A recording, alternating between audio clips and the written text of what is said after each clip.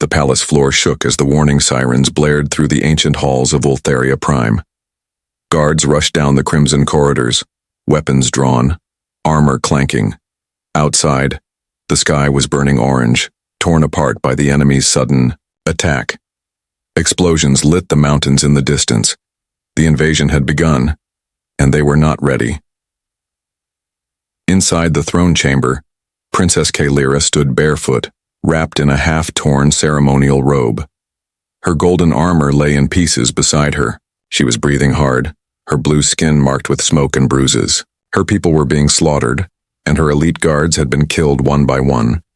She had fought, yes, but even a warrior princess could not stop 12 trained assassins alone. Her father, the High Sovereign, was missing. The command center had gone dark. Her eyes darted to the large iron doors. They wouldn't hold long. Outside, something slammed into them again and again, the sound of heavy fists, or claws. She reached for a blade, only to find it broken. Her hand trembled. The control panel beside her buzzed and blinked. The last failsafe was blinking red. If she activated it, the palace would enter lockdown, but she'd be trapped inside, alone. No reinforcements were coming. The council had already fled. She cursed under her breath. Then a sound. Light footsteps. She turned fast, blade handle, gripped tight, ready to fight again. But it wasn't an enemy. A human stood there. Not tall, not armored, not carrying a plasma rifle or any of the polished Ultherian weapons. Just simple black tactical clothes, dusty boots, a comlink strapped to his ear, and a calm face that didn't match the chaos around him. His brown hair was messed from running. His chest rose and fell like he'd been sprinting, but his eyes were steady. You? Kalira's voice cracked. He nodded once. Yes, princess. I'm here to protect you. She laughed, bitter and broken. You're too small to be my bodyguard, she said, glaring at him like he was a joke. He didn't answer. Outside, the metal doors buckled again. Sparks flew from the hinges. You don't understand, she snapped. There are 12 of them out there. Elite deathclaws, each trained to kill without sound. They tore my entire honor guard apart like they were nothing. I know. You know? She repeated, stepping back. Then why are you still here? He took a step forward, his voice low but firm. Because I'm the only one who didn't run. The door cracked at the top. Kalira looked at him for a long second. Her pride, her anger, her confusion, all visible on her face. She didn't trust him. She didn't believe in him. Why would she? Humans were weak, weren't they? Outsiders brought in for diplomacy, not war. Her people never respected them. Just used them when convenient. Then something in his face changed. His shoulders straightened, his gaze sharpened. He walked past her and stood between her and the door. You should hide, he said, reaching into his boot and pulling out a blade that shimmered with tech-enhanced plasma. Kalira almost scoffed until the door exploded. The shockwave sent her flying backward. She hit the stone wall, gasping. Through the smoke stepped a dozen black-armored figures. Their claws glowed red. Their armor hummed. The death claws. Merciless. Unstoppable. The human didn't move. He just gripped his blade tighter and whispered, something she couldn't hear. Then he charged. Kalira pushed herself up, stunned. 1 second he was in front of her. The next he was in the middle of them, slashing, dodging, moving like a ghost. No sound, no fear. Metal clashed, sparks flew, and one by one they started falling. Kalira's heart pounded. This was impossible, but it was real, and for the first time in hours, she dared to believe she might live. Kalira stared at the fight as if her eyes were lying to her. The human was surrounded, yet his movements were sharp, fast, and brutal. He didn't pause.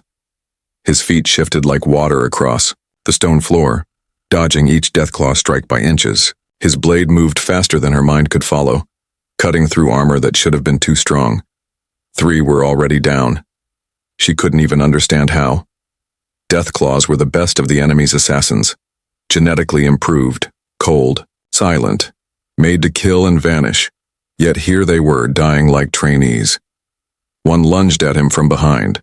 Kalira opened her mouth to warn him, but he spun without looking and drove his blade straight through the attacker's visor. The deathclaw fell limp. No scream, no struggle. 4 down. Another came from the side. The human ducked, rolled, kicked its legs out and snapped the back of its neck with a clean elbow strike. 5. Kalira crawled behind a fallen pillar, still shocked.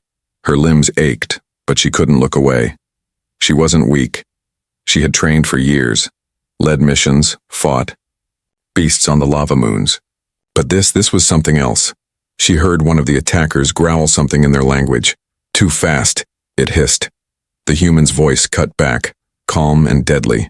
Too slow. He slid under a blade, caught a second one mid-swing, twisted it out of the deathclaw's grip and buried it in the attacker's throat. 6. Kalira clenched her fists. It didn't make sense. No human could do this. Not without armor. Not without a suit boost or shield tech. How was he still standing? One of the deathclaws tried to retreat, signaling the others. It was clear they hadn't expected a real fight. They moved together now, attacking in pairs, trying to trap him from 2 sides. Kalira braced herself. Even he couldn't fight 4 at once. Not like that. But then he did something she didn't expect. He smiled. He threw his blade into the air, ducked low, and spun. His feet swept one attacker to the floor.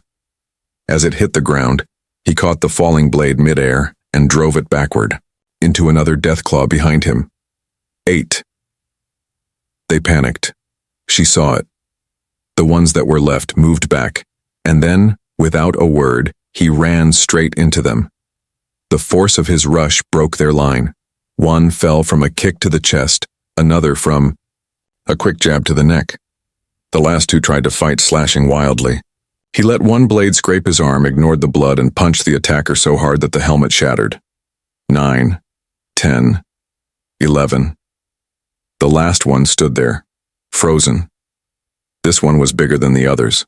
The leader, maybe. It growled, raised both claws, and screamed a battle cry. The human just nodded. His knuckles bled. His chest heaved, but his eyes were calm. He waited. The deathclaw charged. Kalira sat frozen. The human ducked at the last second, wrapped his arms around the attacker's waist, and flipped him over his shoulder like he weighed nothing. The creature slammed into the stone floor with a loud crack. He didn't give it time to rise. One final punch to the faceplate. The helmet caved in. 12. Silence filled the throne chamber. Smoke drifted through the broken doors. Blood spread across the floor. The bodies of the elite deathclaws lay scattered like discarded armor. Not one of them had escaped. Kalira stood slowly, still trying to understand what she had seen. The human turned around, blood on his face, but his expression never changed. He walked back to her, calmly wiping his blade with a scrap of cloth. She stared at him. What are you? He looked at her, then at the bodies, then back at her. Just a bodyguard, he said. Kalira didn't speak again. She couldn't. She had judged him the moment she saw him, and now she knew how wrong she had been. Kalira walked behind the human in silence. Her legs were still shaking. Not from pain, but from something deeper. Something she wasn't used to. It wasn't fear. It wasn't even shame. It was confusion mixed with respect. She didn't like it. She was a princess. A commander. She gave orders. She didn't follow humans down dark hallways like a lost child. And yet here she was. The palace halls were quiet now. Too quiet. The fires had died out in most rooms. The lights flickered. Dead bodies were scattered across the floor, her own soldiers and servants. None of them had been spared. The human moved with purpose. Every few steps, he stopped, listened, and moved again. Like a hunter. Kalira studied the back of his head, wondering what kind of training made someone like him. The other humans she had met were scientists, messengers, advisors. Soft, he was nothing like them. "Do you even have a name?" she asked finally. "Cole," he replied without turning around. "Cole," she repeated softly. She had never heard of him before. He wasn't in any council report, no record of high training, no medals, just another human, hidden in plain sight. Until now, they reached the armory. Cole scanned the control panel and overrode the door in seconds. Inside, rows of weapons were lined up. Most were untouched. Her guards had died too quickly to even reach this place. "Arm yourself," he said. Kylira walked past him and grabbed her old twin blades. They were light and sharp, custom forged for her hand grip. She held them tightly, as if drawing strength from their familiar weight. Her confidence returned with each breath. "You fought well," she said suddenly. He didn't answer. "I was wrong about you." He nodded slightly. "You were." Kylira narrowed her eyes. "You're not afraid of offending royalty?" "I don't work for royalty," he said. "I protect lives. That includes yours. For now." She raised an eyebrow. "For now?" He finally looked at her. His eyes were serious, not angry, not proud, just focused. "If you make dumb decisions, I won't follow them. Rank means nothing when survival is on the line." Kylira was silent. No one had spoken to her like that before. But strangely, she didn't hate it. He handed her a sidearm and turned toward the back exit. "There's a tunnel under the west wing," he said. "It leads to the old escape shafts. We get out that way." "And then?" "We find the command relay station," he replied. "If it's still active, we can call the resistance fleets. If not, we improvise." Kylira followed him again, her footsteps lighter now. She knew what they were up against. The enemy hadn't just come to kill. They came to wipe out the royal line, destroy the government, and take full control of Ultheria. And Cole, this human, was the only reason she was still alive. As they moved through the tunnel, the ground shook again. Cole stopped, pressing his hand to the wall. "Explosions in the east wing," he muttered. "Then we're not alone," she said. They picked up the pace. The deeper they went, the colder the air became. The lights above were broken, flickering in broken patterns. Shadows danced across the stone walls. Kylira's comlink buzzed softly. She tapped it. A weak voice broke through. "Kylira, if you're hearing this, don't trust anyone. They're inside." Static followed. She froze. "That was General Thrain," she said. "He's one of ours." Cole stopped and looked back. "If he said don't trust anyone, we assume infiltration. Could be shapeshifters," Kylira cursed. "They're that deep?" He nodded. "Worse than you think." At that moment, a figure appeared at the far end of the tunnel. Tall, wearing Ultherian armor. "Princess?" the figure called out. "Thank the stars. You're alive." Kylira opened her mouth to reply, but Cole stepped in front of her, raising his blade again. "Stay behind me," he said calmly. "That's not one of yours." She hesitated only a moment. Then she obeyed. The figure, at the end of the tunnel, stepped forward slowly, raising both hands. His voice was smooth and steady, but too calm for someone who had supposedly just escaped a massacre. His armor looked perfect, not a scratch, not a burn mark. That alone told Cole enough. "Don't move," Cole said. His eyes locked on the figure. Kylira narrowed her gaze, trying to match the man's face to someone she knew. He looked like one of the royal guards, but something felt off. His eyes didn't match. His movements were too precise, like someone pretending to be human or Ultherian in this case. "It's me, Commander Jalek," the man said again. "Your father ordered me to find you." Kylira took a step forward, confused. Jalek was loyal. She had fought beside him. He wouldn't lie. But Cole's hand shot out, stopping her. "Ask him something only the real Jalek would know," Cole said quietly. Kylira hesitated. Then she asked, "What did I say to you before my first mission on the acid planet?" The figure didn't blink. "You told me to trust your instincts." "Wrong," Kalira's blood turned cold. "No," she whispered. "I told you to stay out of my way." The figure's smile vanished. Its eyes shifted color for half a second. Then it lunged. Cole was already moving. He met the shapeshifter mid-stride, blades slicing across its armor. Sparks flew, revealing glimmering scales underneath. The creature shrieked, twisting its body like a serpent. It was fast, too fast for any normal soldier. But Cole didn't slow down. He adjusted to every strike, reading its movement like he had done this 1,000 times before. Kalira drew her blades and backed up, guarding the hallway behind them. She trusted him now, trusted Cole to handle the fight. Her focus was keeping other threats from sneaking up on them. The shapeshifter roared and swung its arm wide, trying to crush Cole against the tunnel wall. Cole ducked, rolled beneath its legs, and jammed a shock device against its back. The creature convulsed and crashed to the ground, but it wasn't dead. It twisted its form again, becoming smaller faster, more insect-like. Claws extended from its shoulders. Its head stretched unnaturally. It skittered up the wall and launched, itself down at Cole like a flying spike. He caught it mid-air, slammed it down, and stabbed through its core. The shapeshifter shrieked and dissolved into ash. Only silence remained. Kalira let out a breath she didn't know she'd been holding. Cole stood up slowly, blood dripping from his sleeve, but his expression was still calm, like it was just another day. "That was one of them," Kalira said. "There will be more," Cole replied. They moved quickly now, deeper through the tunnel. Each step felt heavier. Kalira's mind raced. If shapeshifters were already this deep, then the war wasn't just outside the palace. It was inside every level of their command. "Why are they after me?" she asked quietly as they turned a corner. "You're the last," he said without looking at her. "If they kill you, Ultharia falls. No one left to rally the people." No, symbol of resistance. She hated being called a symbol. She had trained to fight, to lead, but now, maybe all she was to the enemy was a target. They reached a rusted door at the bottom of the passage.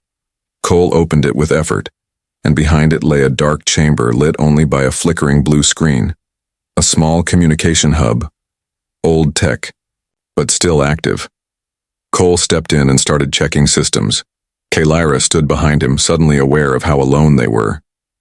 "You've fought shapeshifters before," she said. "Yes." "Where?"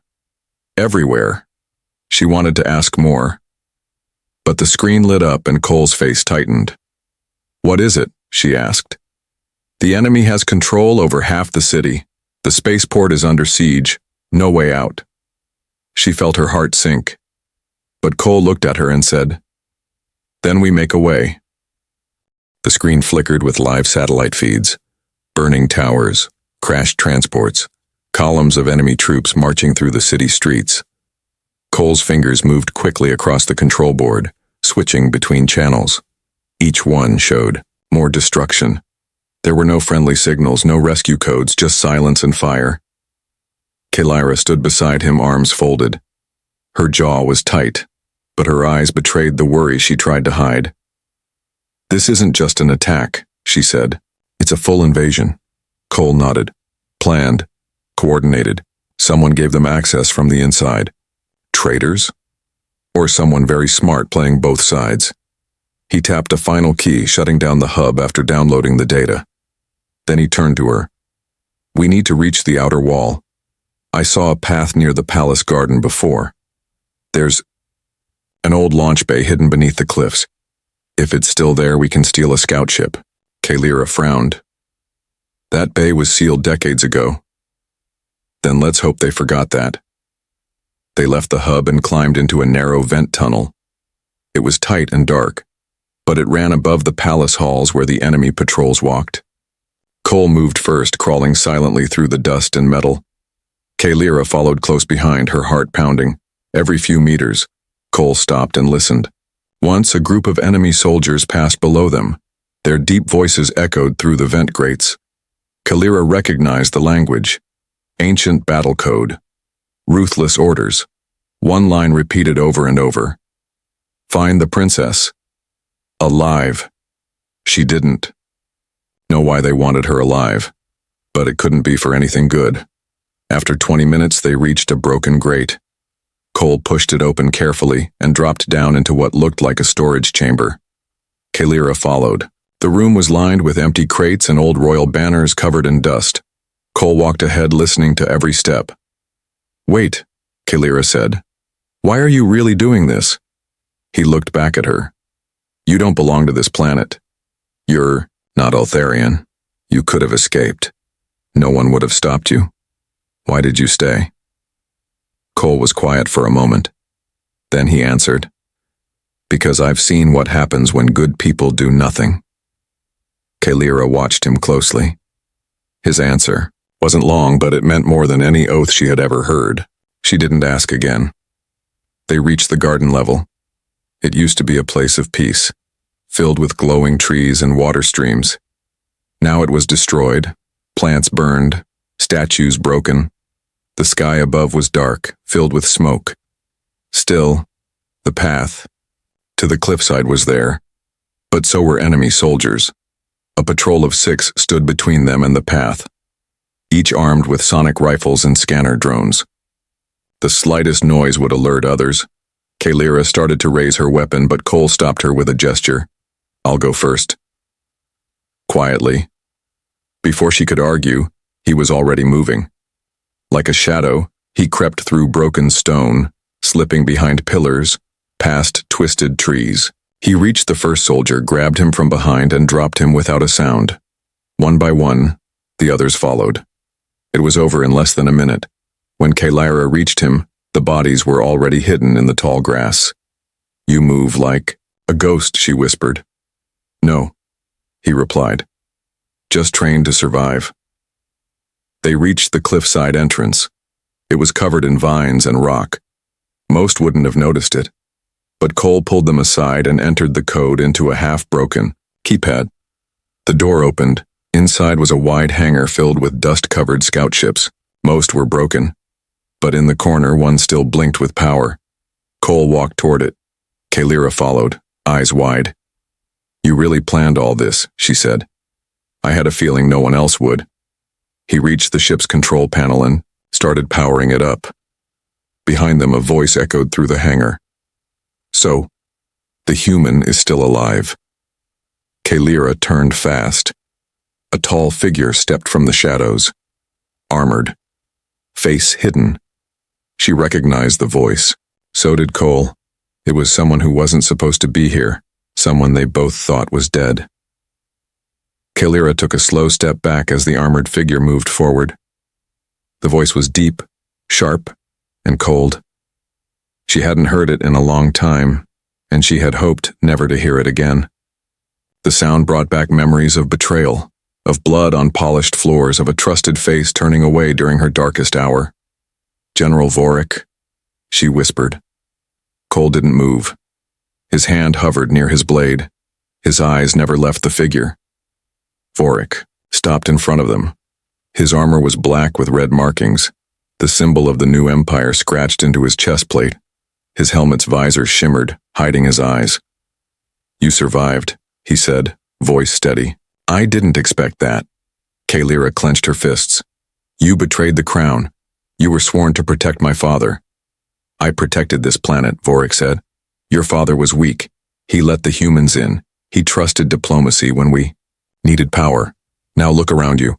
We were invaded because of him." "We were invaded because of you," she snapped. Vorik looked at Cole. "And this one? A human bodyguard? That's the best you could find?" "He saved my life," Kalira said. 12 elite assassins, one man. They didn't stand a chance." Vorik chuckled. "Then maybe he's not entirely useless." Cole finally spoke. "You're blocking our only exit." Vorik tilted his head. "I am. And you know I won't let you hurt her." "You can't." "Stop me." Cole raised his blade slowly. "Try me." For a moment no one moved. Then Vorik rushed forward, faster than expected for someone in full armor. Cole met him head-on. Their blades clashed, sending sparks across the hangar floor. The sound echoed like thunder. Kalira backed away, watching closely. She knew Vorik's style. Heavy, aggressive, brutal. But Cole didn't fight like most warriors. He moved with clean, small steps, each one placed with care. He wasted no energy. When Vorik swung wide, Cole ducked and countered with a sharp cut to the leg joint. Sparks flew, but the armor held. Vorik struck again, this time aiming for Cole's head. Cole blocked, turned, and slammed his elbow into Vorik's ribs. The general stumbled back but didn't fall. "You've trained well," Vorik said, "but you don't understand this fight. She's already lost." "She's still standing," Cole replied. Kalira ran to the ship's control panel. If she could power it up, maybe they could escape before more soldiers arrived. She hit a few buttons and the ship hummed softly, lights blinking to life. Vorik noticed. He charged Cole harder, forcing him back. Cole dropped low, kicked out Vorik's knee and rolled away. But Vorik recovered quickly and hurled a blade at Kalira. Cole saw it. He ran. Faster than she expected, he placed himself between her and the weapon. The blade struck his side, slicing through the armor and drawing blood. Kalira screamed. He grunted but didn't fall. He turned, ripped the blade out, and charged Vorik again. This time he didn't hold back. He struck fast, low, and brutal, breaking through Vorik's defense. His blade cut deep through the weak spots in the armor. Vorik stumbled. Cole caught him by the chest plate, lifted him slightly, and slammed him into the ground. The impact echoed through the hangar. Cole stood over him. Breathing hard, Vorik tried to rise, but Cole pressed the blade to his throat. "You were trusted," Cole said, "and you chose power." "I chose survival," Vorik gasped. "You chose the wrong side." Kalira stepped forward, blood on her hands as she touched Cole's injured side. "We need to go," she said. He nodded. They entered the ship together. Kalira took the pilot's seat. Cole sat beside her, gripping his wound. As the ship rose into the air, the burning city shrank behind them, but Kalira knew it wasn't over. It had only just begun. The stolen scout ship flew low across the scorched skies of Ultharia. Fires burned in the city below. Smoke trails spiraled into the air like black fingers. Kalira tightened her grip on the controls as wind turbulence shook the ship. The engines whined, struggling to hold steady, but they were flying, and for now, that was enough. Cole sat beside her, his side wrapped in torn cloth and sealant foam. The bleeding had slowed, but his face was pale. Even then, he stayed alert, scanning, the sensors watching every signal that blinked across the dashboard. "You should rest," Kalira said. "No time," he replied. "They'll send flyers. We'll need to drop below radar in 60 seconds. Kalira adjusted their altitude. The ship dove sharply, hugging the cliffs and weaving through rock formations like a bird fleeing a storm. She glanced at him again. He was still calm. Even after fighting 12 assassins, a shapeshifter, and General Vorik, he didn't complain. He didn't ask for help. He just kept going. "You're insane," she muttered. "Sometimes that helps," he said. A warning siren beeped. Enemy signatures approaching fast. "They've spotted us," Cole said. "2 interceptors northbound." Kalira growled and pushed the engines harder. The ship trembled. "They're faster," she said. "We won't outrun them." Cole reached under his seat and pulled out a small control device. He flipped a switch, and a long, narrow hatch opened at the back of the ship. "What is that?" she asked. "A surprise."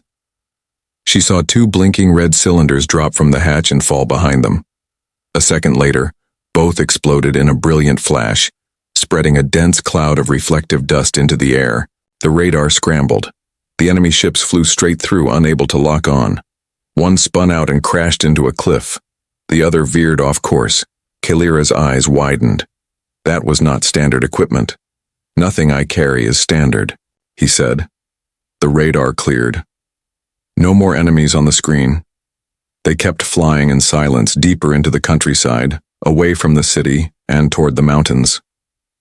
Kalira adjusted their heading toward the old fortress ruins, a forgotten place from the ancient wars. "You knew this place existed?" she asked. "Read about it in some old soldier logs," Cole said. "Thought we might need a place to hide." "You plan for everything, don't you?" "I try." The ship landed roughly in a wide stone courtyard. Broken statues and overgrown vines surrounded the old walls. Kylera powered down the engines. The hum faded into silence. They stepped out into the cold mountain air. Cole limped slightly but waved off her offer to help. "Come on," he said. "Let's get inside before they track the landing site." The fortress was dark but dry. Thick stone walls blocked wind and signal both. They moved through the ruined halls until they found an old command room with half-working systems. It wasn't much, but it would give them a few hours of safety. Kylera lit a small lantern and sat near the control console. Cole leaned back against the wall and finally let himself rest. His eyes closed for just a moment. She watched him quietly. "You've done more for Eltheria than most of our generals," she said softly. He opened one eye. "And yet I'm still just a human." She shook her head. "No, you're something else." She stood and walked to the console. "I'm sending a message to the Resistance. If anyone is still out there, they need to know what happened." "Send it," Cole said. "Use my code, if it helps." "You have a code?" He gave a small smile. "Not everyone knows this, but I wasn't always just a bodyguard." Kylera raised an eyebrow. "What were you?"